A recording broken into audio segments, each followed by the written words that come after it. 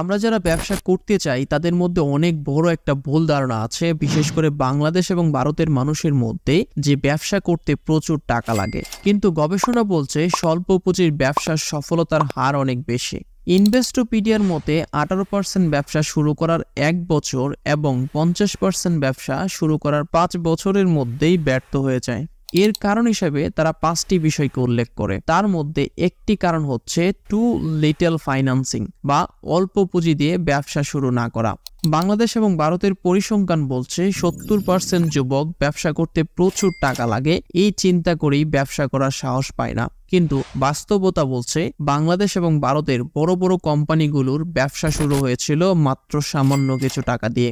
বললে বিশ্বাস করবেন না, বাংলাদেশের সময় টিভি এবং সিটি গ্রুপের মালিক জনাব ফজলুর রহমান তার ব্যবসা শুরু করেছিলেন মাত্র 42 টাকা দিয়ে। বর্তমানে তার কোম্পানির সম্পদের পরিমাণ $2.3 বিলিয়ন।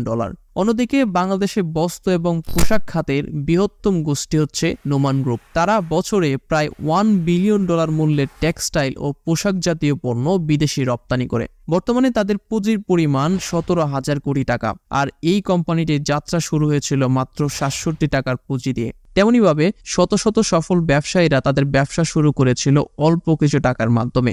বর্তমান সময়ে ভারতের সবচেয়ে বড় ধনী ব্যক্তি হচ্ছে মুকেশ আম্বানি, যার বাবা ধীরুভাই আম্বানি বিজনেস শুরু করেছিলেন মাত্র 15,000 টাকা দিয়ে। সুতরাং যাদের মাথায় এই ধারণা আছে যে অল্প টাকা দিয়ে ব্যবসা করা যায় না, তারা এই ধারণাটি পুরোপুরিভাবে ভেঙে ফেলুন। কারণ ইন্ডিয়ান টাইমসের মতে যারা স্বল্প পুঁজিতে ব্যবসা শুরু করে তারা ধীরে ধীরে ব্যবসার সফলতার আসল রহস্যটা ধরতে পারে এবং শত বছর ধরে ব্যবসায় টিকে থাকে। আর যারা বড় পরিমাণ টাকা নিয়ে ব্যবসা শুরু করে তারা কোনো কারণে ব্যবসায় লস করলে তাদের পুরো টাকাটাই চলে যায় এবং পরবর্তীতে তাদের ব্যবসা করার মতো কোনো মন মানসিকতা থাকে না। তারা ধরে নেয় যে ব্যবসা মানেই হচ্ছে লস। তো আজকের ভিডিওতে আমি এমন 3টি অল্প পুঁজির ব্যবসা নিয়ে আলোচনা করব যেগুলো বর্তমানে 2024 সালের জন্য সবচেয়ে উপযোগী ব্যবসা এবং যার মাধ্যমে আপনি ইচ্ছা করলে আগামী কয়েক বছরের মধ্যে ব্যবসায় সফলতা আনতে পারবেন। এই 3টি ব্যবসার মধ্যে এমন একটি ব্যবসা রয়েছে যে ব্যবসাটি অনেক বেশি সম্মানের এবং এই ব্যবসায় 20 থেকে 40% পর্যন্ত লাভ করা সম্ভব। আমি কোনো প্রকার চাপা মারছি না, এটা বাস্তব এবং সত্য। বিশেষ করে যারা গ্রাম এবং শহরের কাছাকাছি থাকেন এই ব্যবসাটি তাদের জন্য সবচেয়ে বেশি উপযোগী। তবে এই ব্যবসাগুলো করার আগে আপনাকে সারা বিশ্ব এবং বাংলাদেশের বর্তমান পরিস্থিতি সম্পর্কে একটু খোঁজ খবর রাখতে হবে। কেন রাখতে হবে সেটা বলছে, তার আগে এই ভিডিওটি দেখে নিন। যদি ব্যবসা করতে চান, সারা পৃথিবীতে কি ঘটতেছে, আমার দেশে কি ঘটতেছে, কোন জায়গায় কি চেঞ্জ হয়েছে, কোথায় কি পাওয়া যায়, কেন পাওয়া যায়, কার থেকে আনবো, এই সবগুলো জিনিস একটু বোঝার চেষ্টা করবেন। আমাদের দেশে এবং সারা পৃথিবীতে আগামী 2 বছর ইজ এ ব্যাড টাইম। আমি সিঙ্গাপুর ফিনটেক ফেস্টে গিয়েছিলাম, যেখানে পৃথিবীর আর্থিক সবাই এক হয়।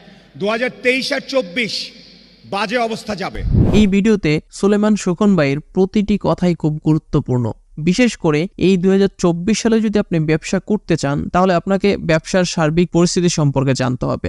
কেন জানতে হবে? তার কারণ হচ্ছে বর্তমান সময়ে ইউরোপ আমেরিকাতে যা হচ্ছে আগামী 5 থেকে 10 বছর পর বাংলাদেশে তা হবে। বিষয়টা সহজভাবে বুঝতে হলে আপনাদের একটু লন্ডন থেকে ঘুরে আসতে হবে। সময়টা 1770 সালে, যখন ইউরোপে সবেমাত্র শিল্প বিপ্লব শুরু হয়। নানা জায়গায় গড়ে ওঠে বড় বড় শিল্প কারখানা। প্রচুর মানুষ চাকরির আশায় গ্রাম থেকে শহরে আসতে থাকে। একদিকে শহরের জনসংখ্যা বাড়তে থাকে আর গ্রামের জনসংখ্যা কমতে থাকে। এতে গ্রামে যারা কৃষি কাজ করত তাদের অধিকাংশ মানুষ শহরে এসে চাকরি করতে শুরু করে, যার ফলে গ্রামের ফসল উৎপাদন আগের থেকে অনেক কমে যায়। এর জন্য শহরের খাদ্যপণ্যের অভাব দেখা দেয়। তাই শহরের মানুষের খাদ্যের চাহিদা পূরণের জন্য হাইব্রিড খামার এবং ফরমালিনযুক্ত খাদ্যের ব্যাপক প্রভাব বিস্তার করে। তখন শহরের মানুষ হাইব্রিড খাদ্যকেই সুষম খাদ্য বলে গ্রহণ করতে থাকে। কিন্তু কিছুদিন পর যখন দেখা যায় এই খাবারের ফলে অসুখ এবং রোগবালাইয়ের পরিমাণ বেড়ে যাচ্ছে, তখন সবাই সচেতন হয়ে এর বিরুদ্ধে আন্দোলন শুরু করে। মূলত এর পর থেকেই মানুষের মাঝে সুষম খাদ্য এবং অর্গানিক ফুড গ্রহণের প্রবণতা বৃদ্ধি পায়। 1940 সালের দিকে ইউরোপে অর্গানিক ফুড গ্রহণের ব্যাপক সচেতনতা সৃষ্টি হয় এবং ধীরে ধীরে সারা পৃথিবীতে অর্গানিক ফুডের ধারণা ছড়িয়ে পড়ে। বর্তমান সময়ে ইউরোপ আমেরিকাতে যতগুলো দেশ রয়েছে সবগুলো দেশেই বড় বড় সুপার শপগুলোতে অর্গানিক ফুডের জন্য আলাদা একটা স্টোর থাকে, যেখানে লেখা থাকে অর্গানিক ফুড, মানে এটাতে কোনো প্রকার কেমিক্যাল বা কোনো রাসায়নিক পদার্থ ব্যবহার করা হয়নি। তুলনামূলকভাবে ওই অর্গানিক ফুডের দাম অনেক বেশি থাকে। এখানে 4টা লেবু আছে, কিন্তু এটা কিন্তু রাসায়নিক জিনিসপত্র ব্যবহার করা হয়েছে। তো আমি 4টা লেবু কিনি, আমি €1.19 দিয়ে কিনতে পারছি, যেটা রাসায়নিক জিনিসপত্র দেওয়া হয়েছে। কিন্তু আমি একটা লেবু যদি কিনি, যেটা হচ্ছে কোনো রকম রাসায়নিক কোনো কিছু ব্যবহার করা হয় না, সেটা আমাকে €89 দিয়ে কিনতে হচ্ছে।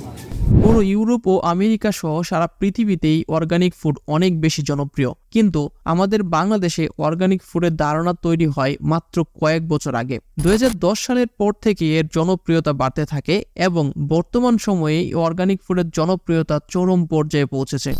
প্রতিনিয়তই চাহিদা বাড়ছে অর্গানিক ফুড বা জৈব খাদ্যের। সুস্থ রাখতে অনেকেই এখন ঝুঁকছেন রাসায়নিক মুক্ত অর্গানিক খাবারের দিকে।